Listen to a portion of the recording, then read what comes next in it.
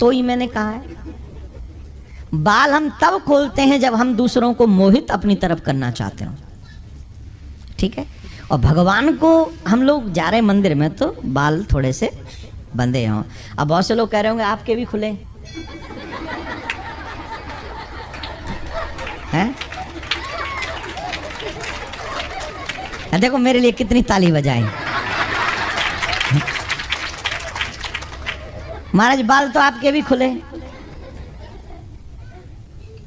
अब मजबूरन मुझे ये कहना पड़ेगा कि ये देवियों के केसों की अलग प्रथा है और पुरुषों के केस की अलग प्रथा है। हमारे कन्हैया के भी केस खुले रहते हैं, पर किशोरी जी के, समझ गए, इतने ही भाव में समझ लेना और ज़्यादा मैं इसको एक्सप्लेन नहीं करूँगा।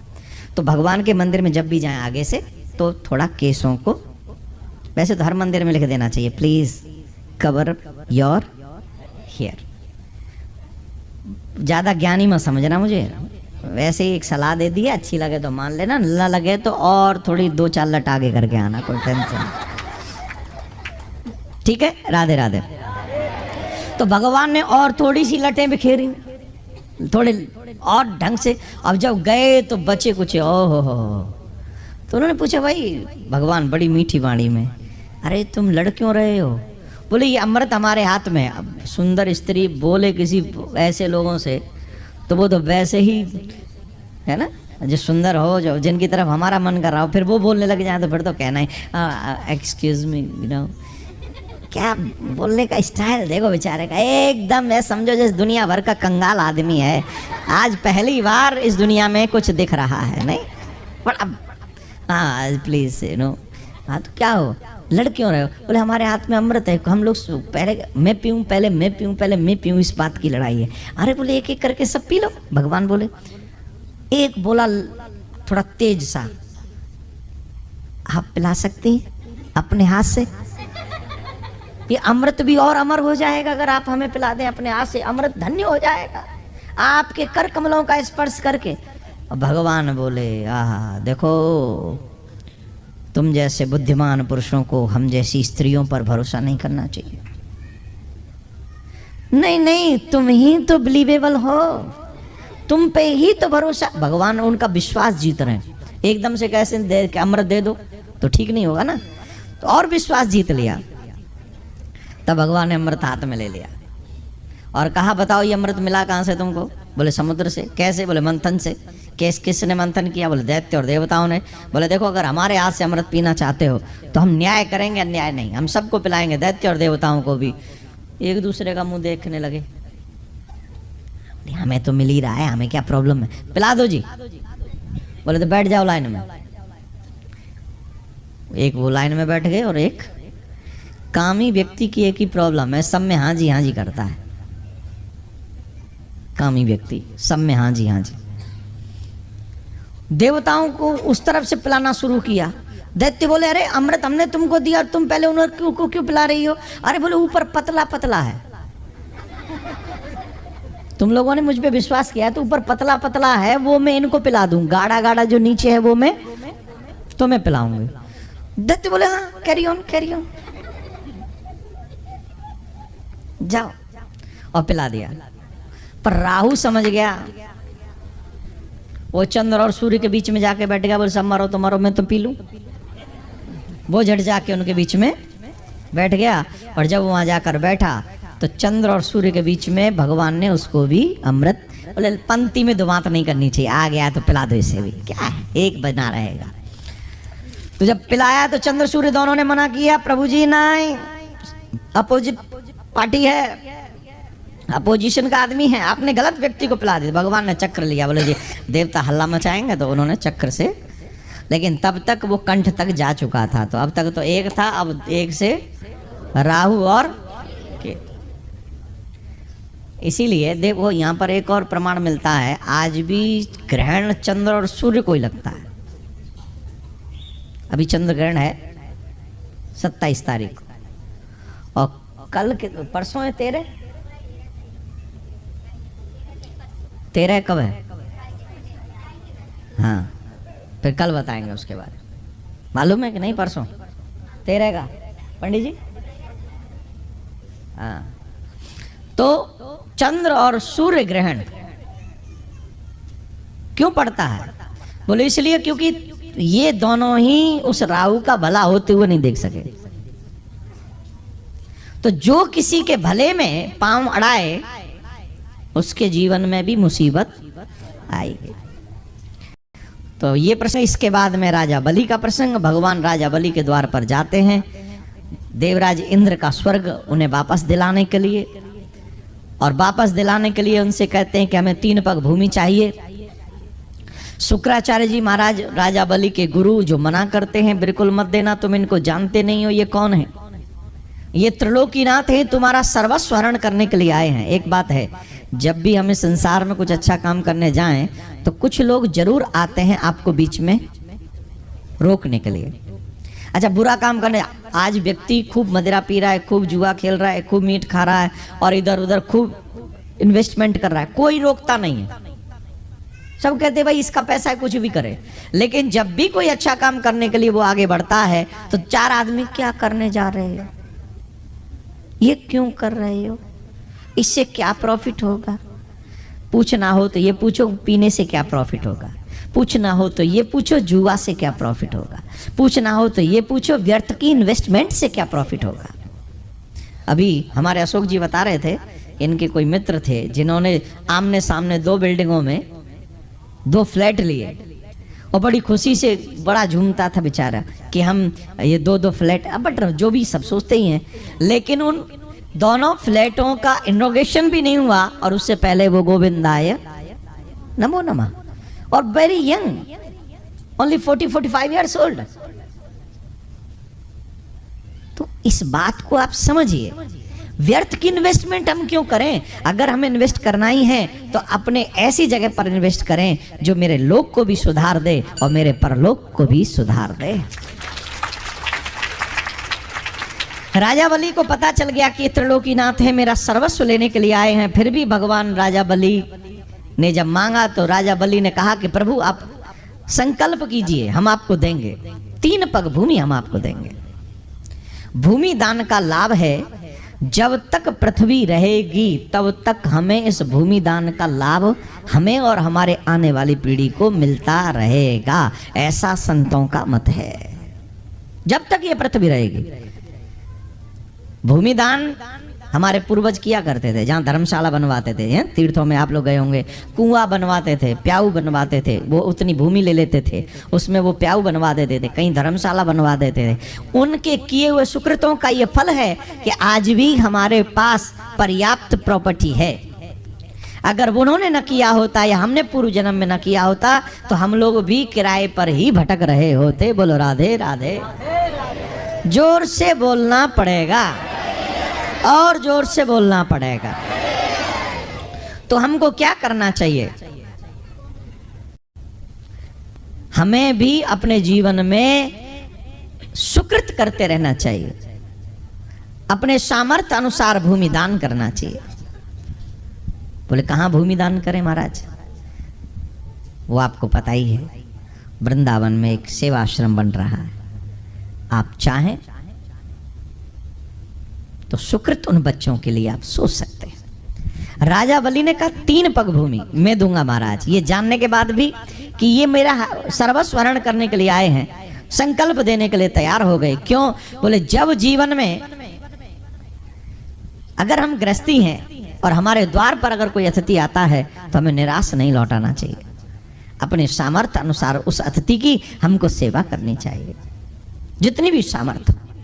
राजा बलि ने कहा महाराज भूमि का संकल्प कीजिए। और जब भूमि का संकल्प करने लगे, शुक्राचार्य जी समझ गए ये मानेगा नहीं, तो शुक्राचार्य जी कमंडल की टोटी में जाकर बैठ गए। भगवान ने वो तिनके से उनकी आंख फोड़ दी। मतलब सीधा सा है, जो दूसरों को श्रेष्ठ काम करने से रोकता है परमात्मा उन्हें पनिशमेंट जरूर देते हैं। बोलो राधे राधे। जोर से बोलना पड़ेगा। तो उन्हें पनिशमेंट दी। और फिर भूमि जब नापने की बारी आई तो भगवान ने 2 ही पग में पूरा ब्रह्मांड नाप लिया। 2 ही पग में पूरा ब्रह्मांड। अब तीसरा पग कहां रखूं, ये भगवान ने पूछा। तीसरा पग कहां रखूं?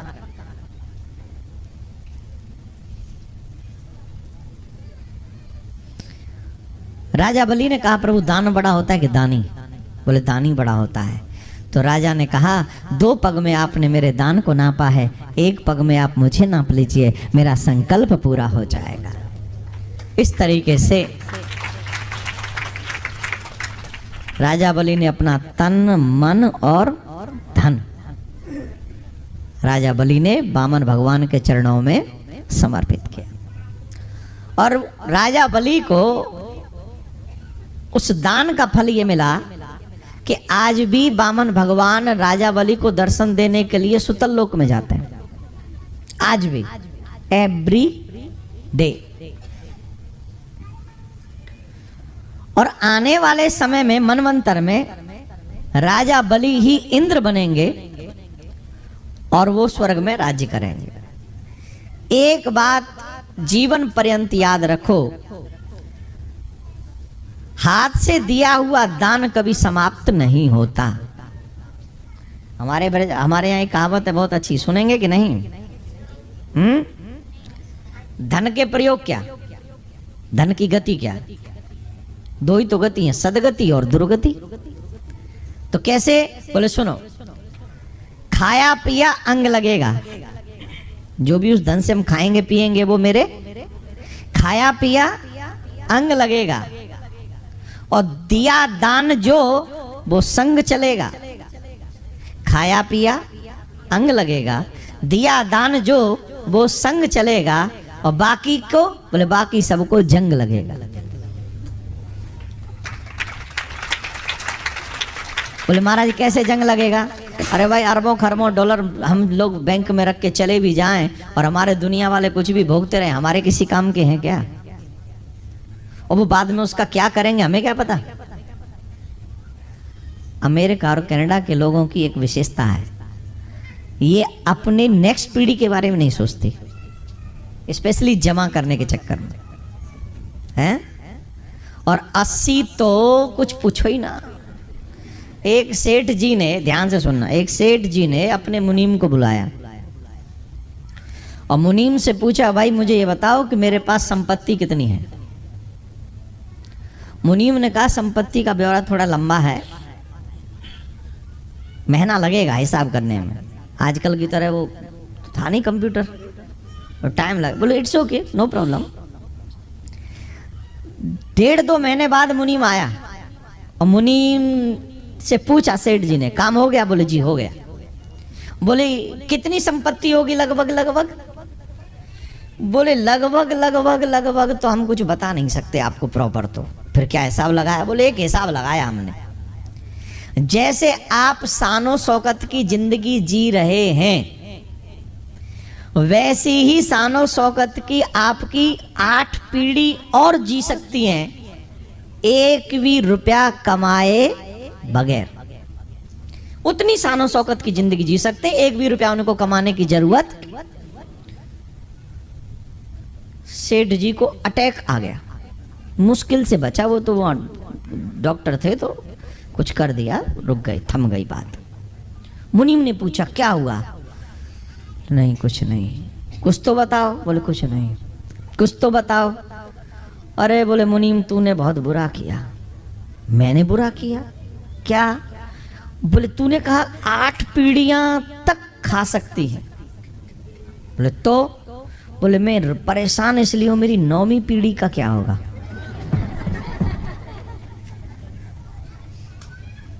मेरी, हम भारतीयों की 9वीं पीढ़ी का क्या होगा?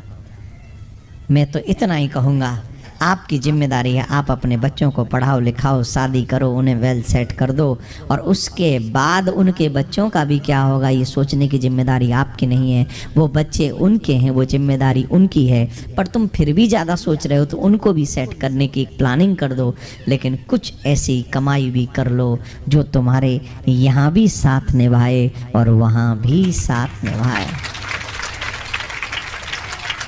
किसी के काम जो आए उसे इंसान कहते हैं, पराया दर्द अपनाए उसे इंसान कहते हैं। यूं भरने को पेट अपना स्वान भी भर ही लेता है, लेकिन भूख किसी और की मिटाए उसे इंसान कहते हैं। भूख किसी और की मिटाए उसे इंसान कहते हैं। क्या बोलना पड़ेगा?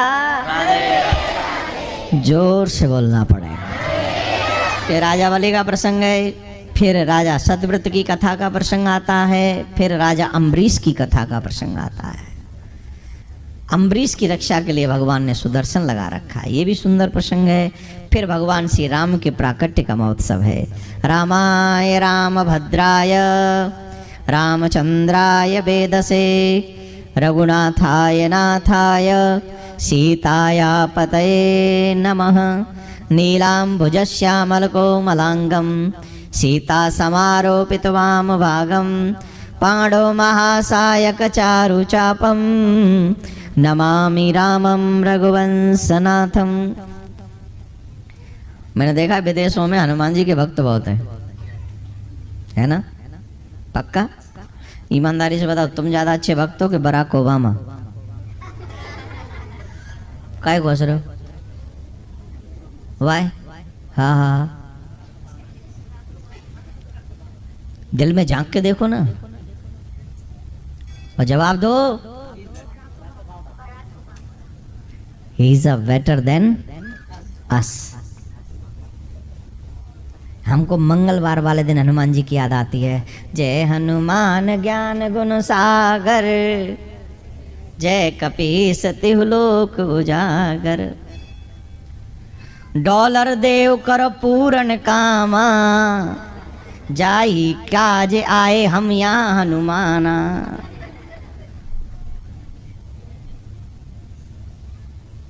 मिस्टर बराक ओबामा हमेशा अपनी पॉकेट में हनुमान चालीसा रखते हैं, हमेशा हमेशा।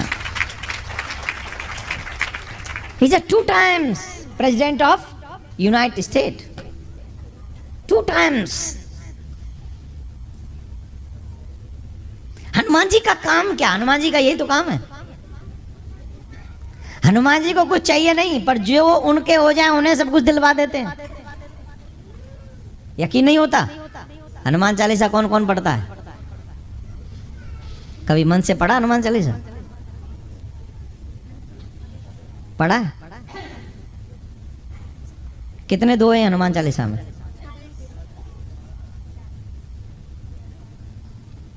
ये हनुमान चालीसा का पाठ करते हैं। दोहे कितने हनुमान चालीसा में?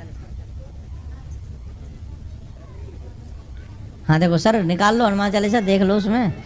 निज मुकुर सुधार वरनौ रघुवर विमल यस, जो दायक फल चार।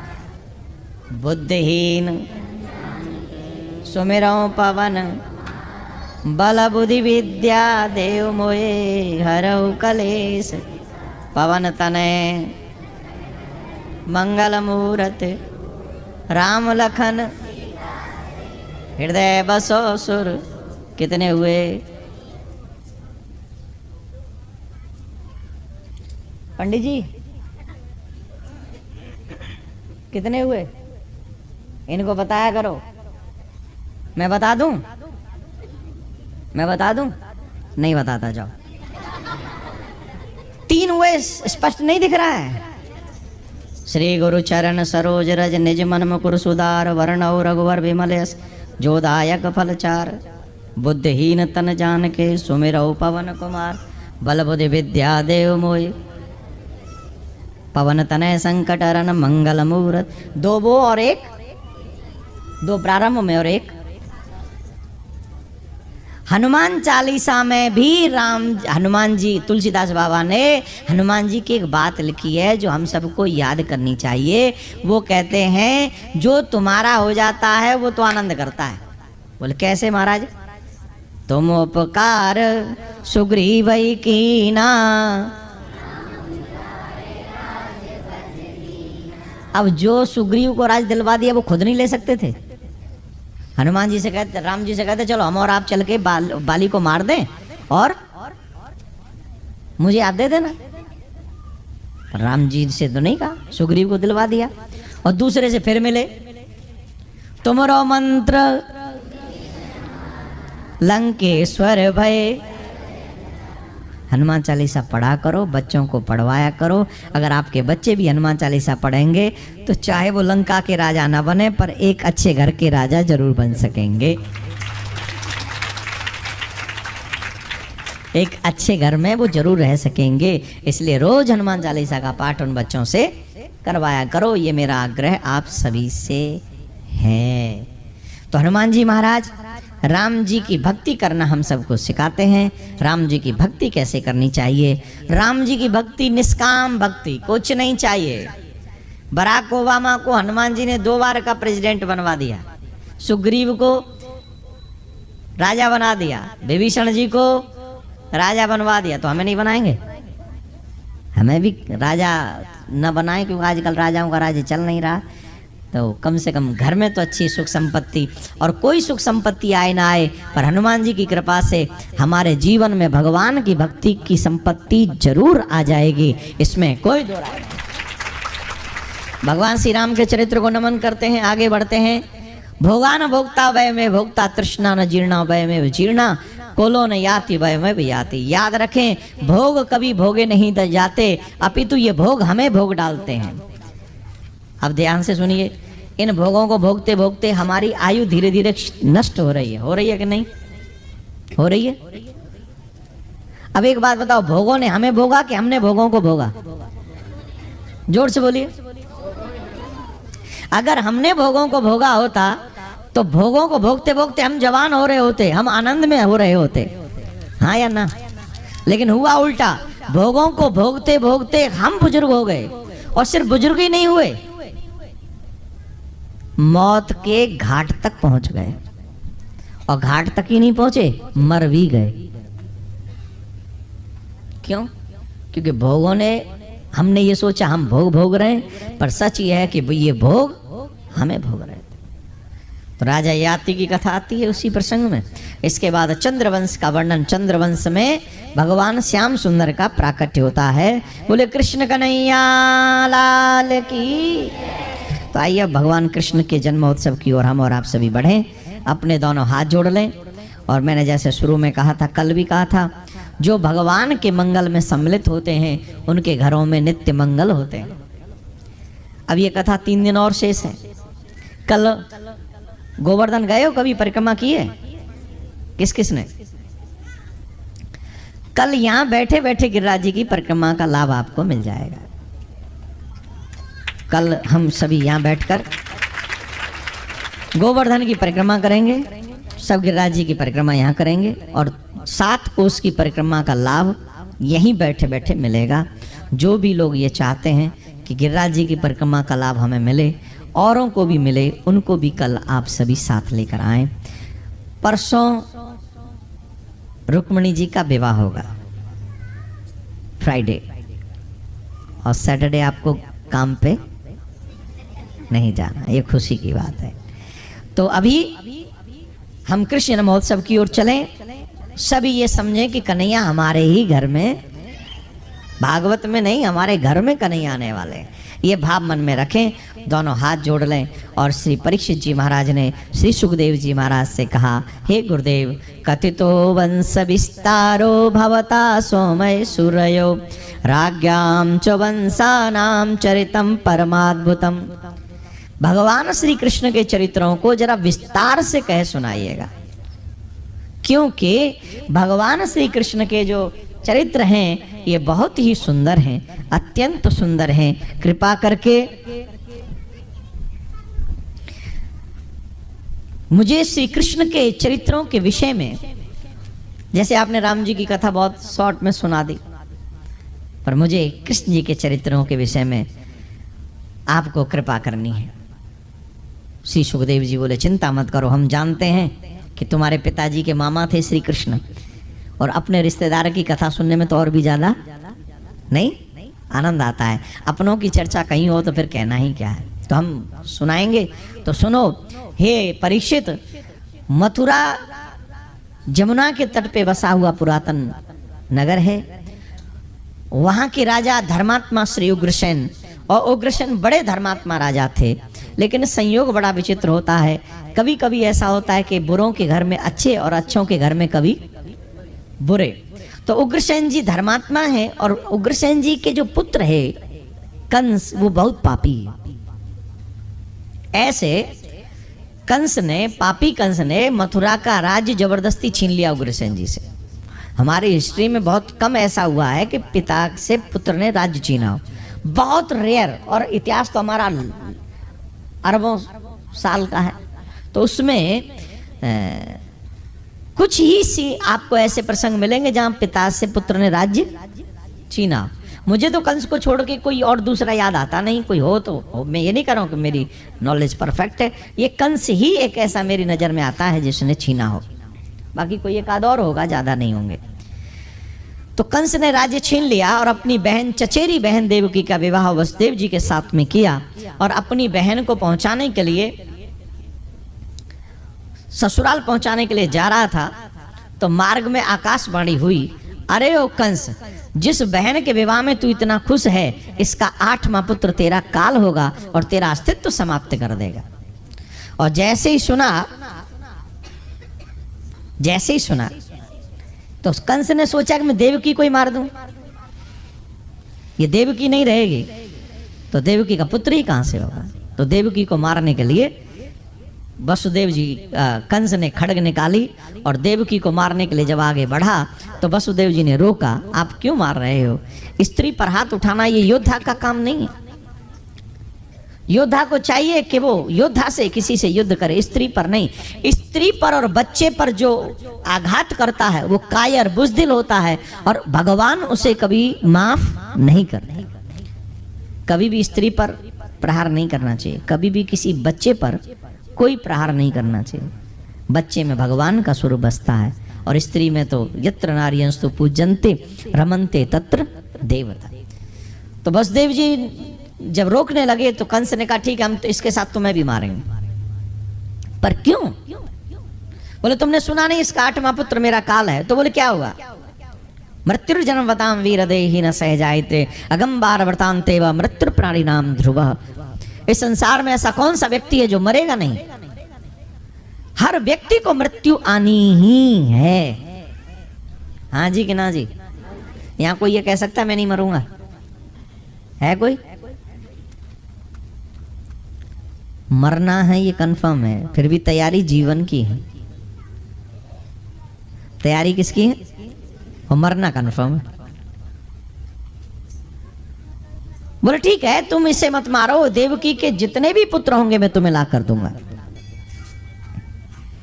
बहुत जितने भी पुत्र होंगे सब तुम्हें ला कर दूंगा। तो कंस ने कहा ठीक है, तब तक तुम्हें मेरे कारागार में रहना होगा, हाथों में हथकड़ी, पांव में बेड़ी, नार में तो। बोले सब मंजूर है। और देवकी वसुदेव को बहुत बड़े अपराधी की तरह कारागार में बंदी बना लिया गया। आप सबसे एक प्रार्थना है, अपने अच्छे समय को अपने हाथ से मत जाने देना।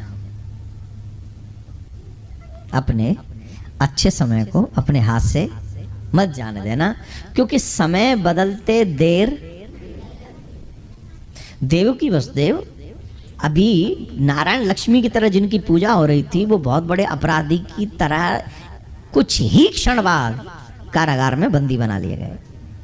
और ये बात किसी और की नहीं सुना रहा हूं, ये बात सुना भी रहा हूं तो कृष्ण के माता पिता की सुना रहा हूं। समय बड़ा बलवान, जगत में समय बड़ा बलवान। भीलन लूटी गोपिका, वही अर्जुन वही बाण। इस संसार में समय बलवान है, और कब किसके पास कैसा समय आ जाए कोई नहीं जानता। इसलिए अच्छे समय का सदुपयोग कीजिए और बुरे समय का इंतजार मत। और जब तुम दुखी हो जाओ तभी भगवान के पास जाओगे, क्यों भाई? सुख में हो तभी चले जाओ जिससे दुख आए ही ना। जो सुख में सुमिरन करे तो दुख काहे को, तो सुख में कर लो भगवान। जब रोगे, जब दुखी होगे, परेशान होगे, तभी मंदिर में जाके घंटी बजाओगे, क्यों भाई? पहले ही चले जाओ, अच्छा होगा। तो देवकी के जन्म लेते ही पुत्रों को, 6 पुत्रों को जन्म लेते ही मार दिया गया। 7वें पुत्र के रूप में शेष अवतार श्री बलराम जी महाराज, और अब 8वें पुत्र की बारी जब आई तो हमारे श्री कृष्ण गोविंद हरे मुरारी हे नाथ नारायण। थोड़ा सर ढक लेंगे आप लोग, सभी हाथ जोड़ लेंगे, और जो देवता स्तुति कर रहे हैं वही स्तुति आप भी करें। सत्यं व्रतं सत्यं परं त्रिसत्यं सत्यस्य योनिं निहतं च सत्ये सत्यस्य सतमृत सत्यनेत्रं सत्यात्मकं त्वां शरणं प्रपन्नः। यहाँ देवताओं ने 9 बार भगवान को सत्य सत्य कहकर संबोधित किया और भगवान की स्तुति की। और तब मेरे प्रभु शंकर चक्र गदा पद्म चतुर्भुजी रूप में प्रकट हुए। बोलो कृष्ण कन्हैया लाल की जय, बोलिए गोविंद भगवान की जय, नारायण भगवान की। भगवान ने कारागार में जन्म लिया जहाँ 14 हजार पहरेदार पहरा दे रहे थे। भगवान ने जन्म लेते ही माँ देवकी वसुदेव से कहा कि मुझे गोकुल पहुंचा दो। कन्या को जन्म दिया यशोदा जी ने, वो कन्या लेके आना और कंस को मेरा नाम मत लेना, ऐसा श्री गोविंद ने कहा। और भगवान ने बाल रूप धारण किया, वसुदेव जी ने सर पर विराजमान कराया और जैसे ही सर पर विराजमान कराया वैसे ही सारे बंधन खुल गए और कन्हैया को गोकुल पहुँचा कर आए। और जब कन्या को लेकर आए तो सारे बंधन फिर से, जीवन में जब ईश्वर आते हैं तो सारे बंधन खुल जाते हैं और जब जीवन में माया आती है तो सारे बंधन, तो ईश्वर के बनो, सारे बंधन अपने आप खुल जाएंगे। बोलो राधे राधे। हमारे एक बार मंदिर कमेटी के लिए, लक्ष्मी नारायण मंदिर के लिए बहुत जरूर आप सब ताली बजाकर उनका साधुवाद, धन्यवाद पूरी कमेटी को जिन्होंने इतनी सुंदर कथा का आयोजन। देखिए कितना आनंद आ रहा है, इतने लोग यहाँ पर विराजमान हैं, प्रेसिडेंट साहब सभी लोग यहाँ पर मौजूद हैं और आप सबका बहुत बहुत साधुवाद है, धन्यवाद है। स्पेशली श्री विनय जी के लिए। विनय जी बहुत बड़े सोशल वर्क भी करते हैं आप सबके गांव में, मंदिर की सेवा में, और ऐसे आयोजनों में बढ़ चढ़ कर हिस्सा भी लेते हैं। तो एक बार विनय जी के लिए भी जोरदार ताली आप लोग बजाएं। और वैसे यंग भी हैं बहुत और अच्छे भी हैं, बस तिलक नहीं लगाते हैं, आगे से तिलक भी लगा कर रखा करें तो और भी अच्छा लगेगा। आप सब बहुत, मैं विनय जी को धन्यवाद दूंगा कि आप लोग बहुत भाग दौड़ करते हैं और बहुत मेहनत धर्म के लिए करते हैं। अपने देश से दूर रहकर अपने बाल गोपालों में ये धर्म का संचार करना ये बिल्कुल भी आसान नहीं है। सीरियसली ये बहुत हार्ड वर्क है और आप सब मंदिर के लोग जो ये काम करते हैं उन्हीं के प्रयासों से ये संभव हो पाता है कि हम जैसे लोग यहाँ आएँ और इतनी बड़ी संख्या को संबोधित करें और ठाकुर जी के गीत उनको सुना सकें। It's not easy job but very difficult job है, आपके लिए भी है, पूरे सोसाइटी के लिए है। और ये मत समझना कि हमारे लिए भी आसान है, डिफ़िकल्ट हम सब के लिए भी है। हमारा यहाँ आना बहुत डिफ़िकल्ट है, धर्म का प्रचार प्रसार करना बहुत डिफ़िकल्ट है, बहुत मुश्किल है आज के युग में। पर फिर भी जब ठाकुर जी कृपा करते हैं तो ये सब आसानी से होता चला जाता है। तो आप सब मंदिर कमेटी के लोगों का धन्यवाद है, विनय जी का धन्यवाद है, स्पेशली अशोक जी का भी और उनके पूरे फ्रेंड सर्कल का भी धन्यवाद है जिन्होंने इतना अच्छा अरेंजमेंट और सब कर रखा है। तो आइए अभी हम आगे बढ़ेंगे बधाई की तरफ। माखन मिश्री भी तैयार है, सब तैयार है, जाने का नाम अभी लेंगे नहीं, 10 से 15 मिनट और